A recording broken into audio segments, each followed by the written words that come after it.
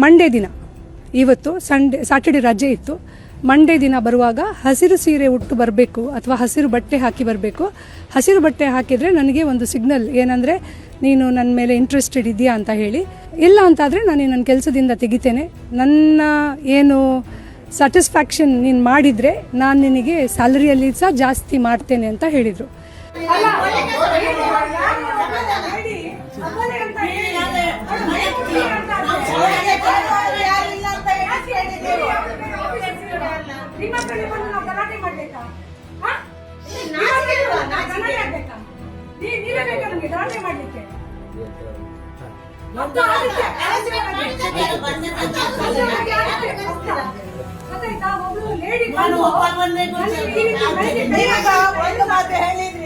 ಅವಳು ಸೆಕ್ಯೂರಿಟಿಯಲ್ಲಿ ಕೆಲಸ ಮಾಡುವವಳು ಅಂತ ಹೇಗೆ ಗೊತ್ತಾಯ್ತು ನಿಮ್ಗೆ? ಇವ್ರು ಹೇಳಿದ್ರಲ್ಲ ಸೆಕ್ಯೂರಿಟಿ ಅವರು ಒಳಗಡೆ ಗುತ್ತಿಗೆ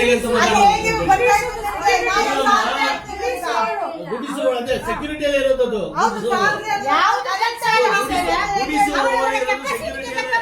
ಸರ್ಕಾರಿ ನೌಕರಿ ಇಲ್ಲ ಅದ್ರೊಳಗಡೆ. ಸರ್ಕಾರಿ ನೌಕರಿ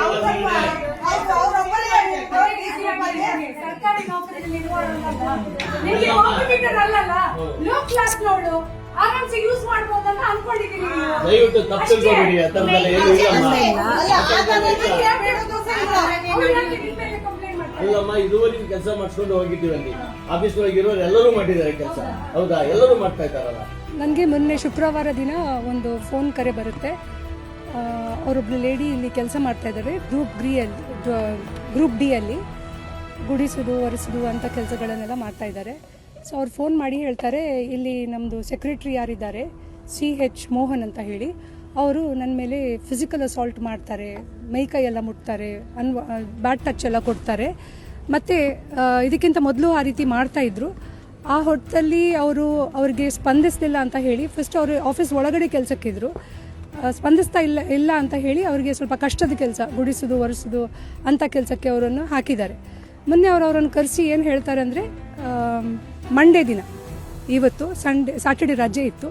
ಮಂಡೇ ದಿನ ಬರುವಾಗ ಹಸಿರು ಸೀರೆ ಉಟ್ಟು ಬರಬೇಕು ಅಥವಾ ಹಸಿರು ಬಟ್ಟೆ ಹಾಕಿ ಬರಬೇಕು. ಹಸಿರು ಬಟ್ಟೆ ಹಾಕಿದರೆ ನನಗೆ ಒಂದು ಸಿಗ್ನಲ್ ಏನಂದರೆ ನೀನು ನನ್ನ ಮೇಲೆ ಇಂಟ್ರೆಸ್ಟೆಡ್ ಇದೆಯಾ ಅಂತ ಹೇಳಿ.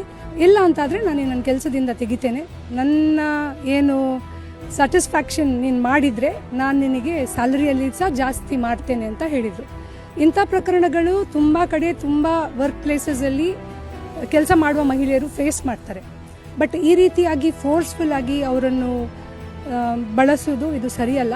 ಆ ಲೇಡಿ ಯಾರಿದ್ದಾರೆ ಅವರು ಒಂದು ಮಿಡಲ್ ಏಜ್ನವರಾಗಿದ್ದಾರೆ, ಅವ್ರಿಗೆ 2 ಮಕ್ಕಳಿದ್ದಾರೆ, ಅವರು ಸಿಂಗಲ್ ಮದರ್ ಆಗಿದ್ದಾರೆ.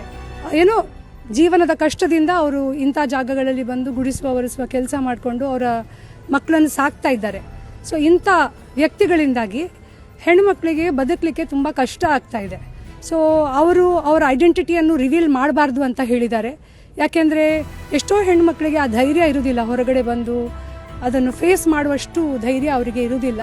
ಅದಕ್ಕೆ ನಾನು ಬ್ಯಾಕ್ವರ್ಡ್ ಕಮಿಷನ್ ಮೆಂಬರ್ ಆಗಿ ಇವತ್ತು ಒಂದು ಕಂಪ್ಲೇಂಟ್ ACP ಅವರಿಗೆ ನಾನು ತಲುಪಿಸ್ತಾ ಇದ್ದೇನೆ, ಈ ರೀತಿ ನಡೀತಾ ಇದೆ ಇಂಥ ಜಾಗದಲ್ಲಿ ಅಂತ ಹೇಳಿ. ಅವರನ್ನು ಸಂಜೆ ಅವ್ರ ಕೆಲಸ ಮುಗ್ದ ಮೇಲೆ, ಅವರಿಗೆ ಇಲ್ಲಿ ಕೆಲಸ ಮಾಡ್ತಾ ಇದ್ದಾರೆ, ಕೆಲಸ ಮುಗ್ದ ಮೇಲೆ ನಾನು ಅವರನ್ನು ಸ್ಟೇಷನ್ ಕರ್ಕೊಂಡು ಹೋಗಿ ಅವ್ರ ಹತ್ರನೂ ಒಂದು ಕಂಪ್ಲೇಂಟನ್ನು ಲಾಂಚ್ ಮಾಡ್ತೇನೆ. ಮತ್ತು ಕಮಿಷನರ್ ಹತ್ರ ನಾನು ರಿಕ್ವೆಸ್ಟ್ ಮಾಡ್ತೇನೆ, ಇದರ ಬಗ್ಗೆ ಒಂದು ಒಳ್ಳೆ ರೀತಿಯ ತನಿಖೆ ಮಾಡಿಕೊಂಡು ಆ ಹುಡುಗಿಗೆ ಒಂದು ನ್ಯಾಯ ಕೊಡಿಸ್ಬೇಕು.